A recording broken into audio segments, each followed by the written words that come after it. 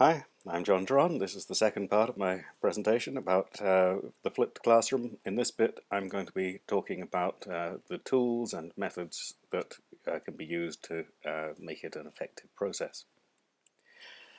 There are lots of tools that you can use.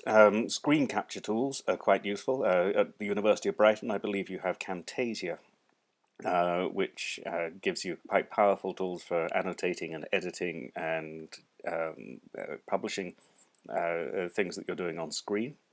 But there are lots of other tools. Captivate is another paid-for one. Jing has a free version that you can record 5 minutes at a time, which is usually more than adequate. Or Apple QuickTime has basic but effective screen capture tools which you can record with voiceovers. Or you could do what I'm doing now, which is to use the built-in tools with Keynote or PowerPoint or Flash if you have it, in order to simply provide a narration over the top of the slides. It's very, very easy to do. Easier still, possibly, is simply to do the talking heads thing and sit in front of a webcam, which if you've got one on your laptop, that's very straightforward, or you can use your smartphone or tablet, which have plentiful tools for such things. And once you've done it, you can use tools. I'm not going to do it here because it takes time. You can use tools like iMovie on the Mac or Movie Maker on Windows, which the operating systems come with, which let you do things like add captions or do neat little scrolling transformations and things that can make it look cuter and a little bit more fun. Or OpenShot on Linux is a very similar kind of tool. It's always, whatever tool you use, it's a good idea to prepare.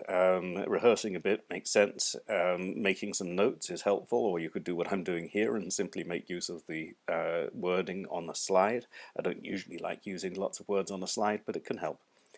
And it's helpful to imagine you're in the classroom. Think that you're talking to other people. Remember that the other people are out there. And if you can't do that easily, then stand in front of a mirror. It's a little disconcerting and perhaps slightly narcissistic, but it does help you to focus on the fact that it's a presentation that you're doing. When it comes to the lecture itself, keep it short, less than 5 minutes, definitely.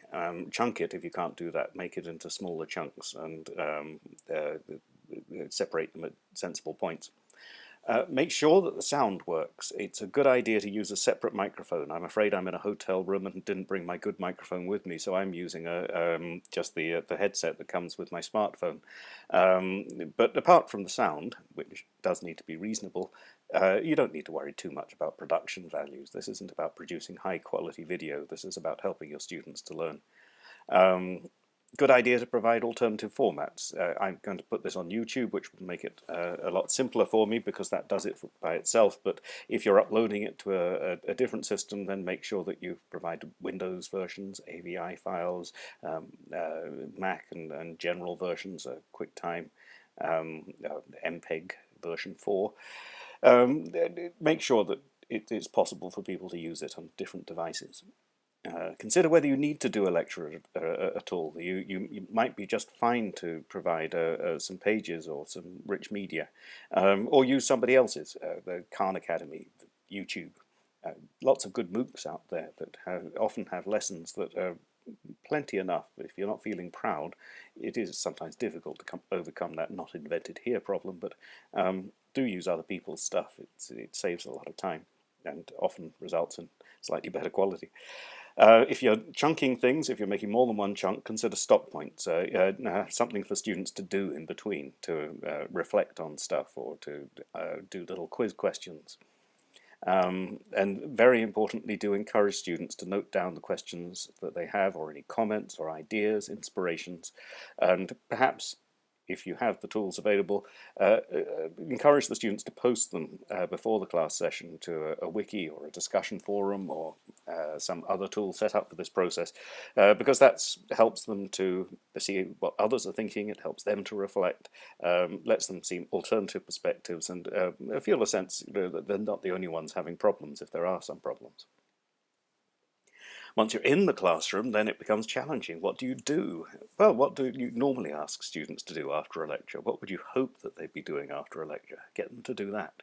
Get them to collaborate, get them to discuss, breakout sessions, and get them to do collaborative presentations to work on things together and present them back to the class, or engage them in debates.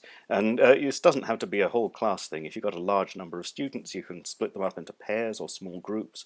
You can do fish bowling, where you have a small group or a pair talking and others watching, or you can do pyramiding, where you get them to discuss things in small groups and then in larger groups and so on.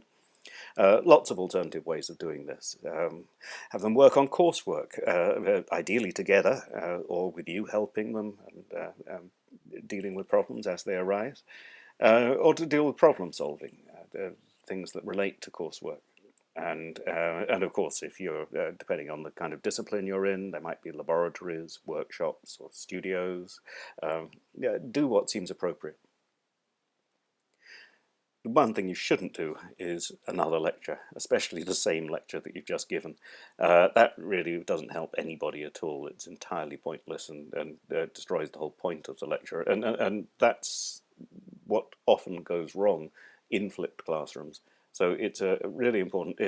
By all means, add bits of extra information here and there, extend what you've done, start where you left off, but don't, if possible, do another lecture.